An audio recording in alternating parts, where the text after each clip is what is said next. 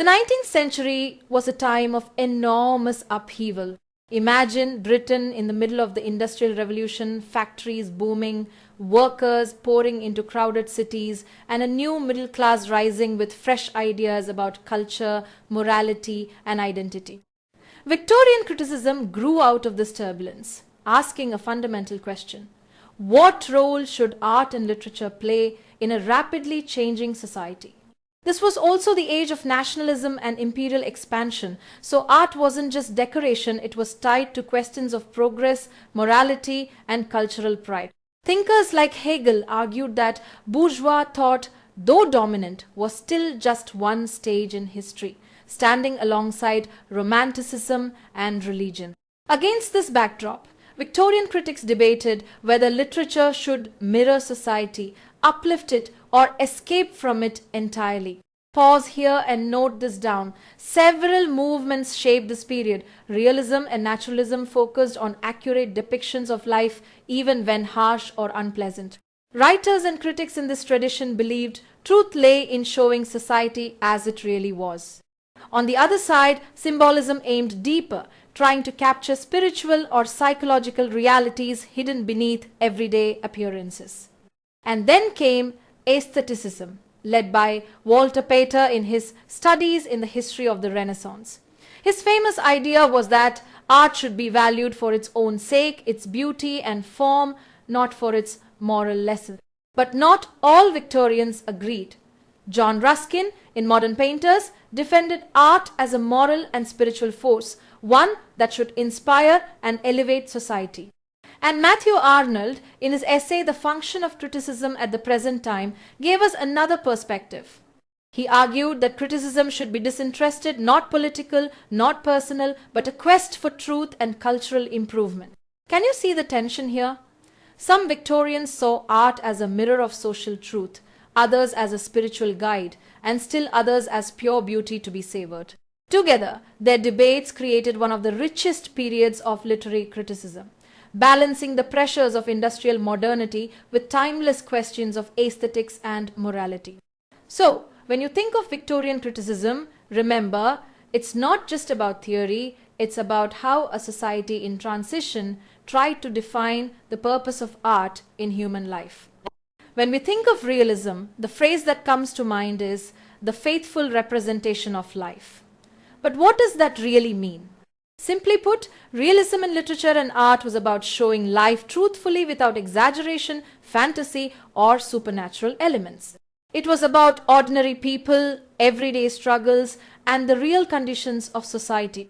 Realism emerged strongly in France after the Revolution of 1848, fueled by democratic ideals and the rise of leftist politics. Philosophical traditions, stretching from Descartes and Locke to Thomas Reid in the 18th century, gave it intellectual grounding. And in painting, Gustave Courbet became famous for depicting the mundane and even the ugly as subjects worthy of art. In theatre, Anton Chekhov pioneered the slice-of-life aesthetic, where everyday speech and situations were staged with subtlety instead of dramatic exaggeration. In literature, the movement found champions in Honoré de Balzac in France, George Eliot in England, and William Dean Howells in America. Later in England, writers like Thackeray, Dickens, Trollope, Eliot, and Hardy used realism to address social, political, and religious concerns of their age. Pause here and note this down. Realism was not just descriptive, it was also ideological. In America, both Howells and Henry James articulated the aesthetic principles of realism, grounding it as a cultural response to industrial modernity and middle-class society. Of course, realism was celebrated, but it was also attacked. Oscar Wilde, in his famous essay, The Decay of Lying, declared that, as a method, realism is a complete failure, asked in exam. With this, Wilde affirmed art for art's sake and the principles of aestheticism. Later, Raymond Williams, in his Marxism and Literature, revisited realism to analyze its strengths and limits, asked in exam, reminding us that realism always operates within ideology and historical context. Here's something to keep in mind. While realism aimed to capture life as it is, its rigid conventions, often tied to bourgeois realism, eventually provoked the revolt of modernism. Writers like James Joyce and Virginia Woolf wanted new techniques to capture reality's complexity. Yet, realism never disappeared. It continues as a recurring mode of representation across different eras, shaping debates about truth, ideology, and literature's role in reflecting society. So realism isn't just a 19th century label. It's a living, evolving approach, one that forces us to keep asking, how should literature represent life? Imagine literature as a scientific laboratory where human lives are placed under the microscope, tested and observed. This is the spirit of naturalism, a late 19th century movement often described as realism pushed to its limits. Unlike realism, which aimed to depict life faithfully, naturalism insisted that human behavior is governed by heredity, environment, and social forces beyond individual control. Its intellectual roots go back to Auguste Comte's positivism, Hippolyte Taine's determinism, and Claude Bernard's physiological methods. Together, they encouraged writers to see literature as an experimental science. And here's the key point. Émile Zola, the French novelist, became the movement's guiding voice. In his work, The Experimental Novel, published in 1880, asked an exam, he argued that literature should operate like a scientific experiment. His own novels, such as Nana, put this vision into practice, showing how passion, poverty, and social forces trap individuals in cycles of necessity. Pause here and note this down. Naturalism was not confined to France. It crossed into American and English tradition. Frank Norris, a major American naturalist, asked in exam, saw it as a blend of realism and romanticism. For him, naturalism wasn't just about material determinism. It was also about the broader drama of human struggle. Writers like Stephen Crane, Jack London, Theodore Dreiser, William Dean Howells, and Henry James, asked in exam, all engaged with naturalist methods. Two American classics stand out. Stephen Crane's Maggie, A Girl of the Streets from 1893, and Theodore Dreiser's An American Tragedy from 1925. Both highlight how poverty, passion, and social pressure destroy lives. Across the Atlantic, Thomas Hardy's Jude the Obscure from 1895, asked in exam, reflects the same grim determinism where fate and society crush individual dreams. Even in drama, naturalism left its mark. Eugene O'Neill's plays in the 1920s and Norman Mailer's war novel The Naked and the Dead carried forward naturalist traditions. Some critics even suggest that earlier writers like Jane Austen in Pride and Prejudice hinted at proto-naturalist irony and social observation. Close your eyes for a moment and imagine a poem that doesn't just describe the world as it is, but tries to reveal its hidden soul. That's the essence of symbolism. Emerging in the late 19th century, symbolism stood as a reaction against realism, naturalism, and the strict precision of the Parnassian poets. Instead of cold description, symbolists wanted suggestion. Instead of facts, they wanted feelings. They turned to symbols, metaphors, and images as pathways to emotional depth and inner truth. Pause here and note this down. Charles Baudelaire is often called the founder of French symbolism, asked in exam. His collection Les Fleurs du Mal from 1857, asked in exam, became the foundation of the movement.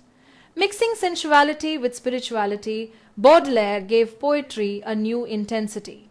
He also admired and translated Edgar Allan Poe, bringing Gothic imagery and psychological darkness into French literature, elements that symbolist poets eagerly absorbed. By the 1860s and 70s, symbolism was refined further by poets like Stéphane Mallarmé and Paul Verlaine, asked in exam. They emphasized musicality, suggestion, and ambiguity poetry that resonated like music rather than delivering a clear message. In the 1880s, critic Jean Moreas even wrote manifestos to distinguish symbolism from the decadent movement, giving the school its name. But symbolism didn't remain a French phenomenon. Its reach extended across Europe and beyond. Think of W.B. Yeats, who infused symbolist imagery into poems like Byzantium, or T.S. Eliot's The Waste Land, Hart Crane's The Bridge, Wallace Stevens' The Comedian as the letter C, Dylan Thomas's Ultravice by Owl Light, James Joyce's Finnegan's Wake, and William Faulkner's The Sound and the Fury. All of these carry symbolist echoes. Here's the golden point. M.H. Abrams reminds us that symbolism shaped poets as diverse as Arthur Symons, Ernest Dowson, Yeats, Ezra Pound, Dylan Thomas, Hart Crane, E. Cummings, and Wallace Stevens. In short, symbolism is not just a late 19th century movement. It's a mode of writing that continued to inspire modernist and postmodernist experimentation.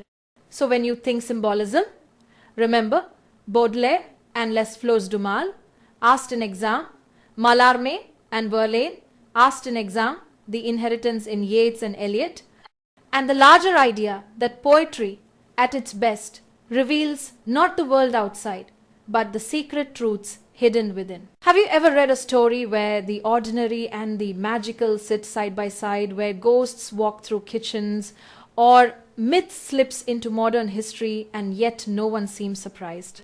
That's the world of magic realism, one of the most influential literary styles of the 20th century. The term itself actually began in art. In 1920s Germany, it was used to describe a painting style that combined photographic realism with dreamlike or uncanny elements. In literature, the idea took on a life of its own. Magic realism describes works that ground themselves in the modern realistic world, but allow the magical and the supernatural to appear seamlessly within it. Unlike fantasy, which builds completely new worlds, magic realism insists that the extraordinary happens right here in the same streets, kitchens, and towns we recognize. Pause here and note this down. Matthew Stretcher in 1999 defined it as when an unreal or bizarre element invades a realistic, highly detailed setting. That's the essence of the form. The tradition was pioneered in fiction by writers like Jorge Luis Borges, Gabriel Garcia Marquez, Isabel Allende, Gunter Grass, Italo Calvino, and John Fowles. Each of them wove fables, folklore, and myth into sharply realistic narratives. And remember this because it has been asked in exam. The great classics of magic realism include Ma Arquevis's 100 Years of Solitude, Salman Rushdie's Midnight's Children, and Toni Morrison's Beloved. These works show us that magic realism isn't about escaping reality. Instead, it uses the magical to interrogate reality itself, history, politics, memory, and identity. Can you recall the common features? A realist narrative voice that describes fantastical events as if they were ordinary, a blurring of multiple realities, and always an undercurrent of social or political critique. Magic realism takes myths and folk traditions and weaves them into modern life, showing that reality itself is layered, contradictory, and strange. That's why this style remains so powerful. It reminds us that the world's magic is not elsewhere, it's embedded in lived experience. By blending the real and the unreal, magic realism opens a radical space for rethinking history, exposing hidden truths, and challenging dominant ideologies. Imagine an era where art stopped being about moral lessons, political preaching, or sentimental instruction, and instead declared boldly, art exists for its own sake. That is the heart of aestheticism, a powerful 19th century movement that took the idea of negation to its extreme. It rejected the idea that art must serve society, insisting instead on art for art's sake, and yes, this phrase has been asked in exam. Pause here and note this. The very word aesthetics was first coined in the mid-18th century by Alexander Baumgarten, asked in exam. But it was later radicalized by figures like Walter Pater, who argued that art should be valued not for teaching morality, but for the fleeting intensity of experience it gives us.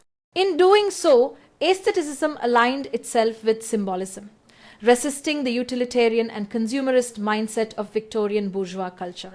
Now, contrast this with voices like John Ruskin, Matthew Arnold, or George MacDonald, who believed art must embody truth and moral purpose.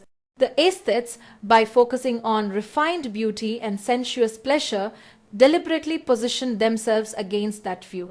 The genealogy of aestheticism reaches back to John Keats, Percy Bysshe Shelley, and the Pre-Raphaelites, all of whom elevated beauty and imagination. But in Britain, its finest champions were Oscar Wilde, Algernon Charles Swinburne, James McNeill Whistler, and Dante Gabriel Rossetti. Each gave the aesthetic ideal a unique form. Wilde, with his wit and flamboyance, became the most visible defender of the creed, even as his own works reveal the contradictions of art's supposed detachment. Here's something examiners love: Punch, or the London Charivari, founded in 1841 by Henry Mayhew and Ebenezer Landels. Asked in exam, used satire to mock the excesses of aestheticism, showing just how controversial the movement was in its own time. And the story doesn't end in the 19th century. In critical theory, Terry Eagleton's The Ideology of the Aesthetic from 1990, asked in exam, challenged the very idea of art's autonomy. He argued that aesthetic experience is never pure or separate from politics. It always plays a role in shaping ideology and power. So, aestheticism stands as both a celebration of beauty and a contested battlefield. On one side, the dream of pure art. On the other, the reminder that even beauty is bound to culture, history, and politics.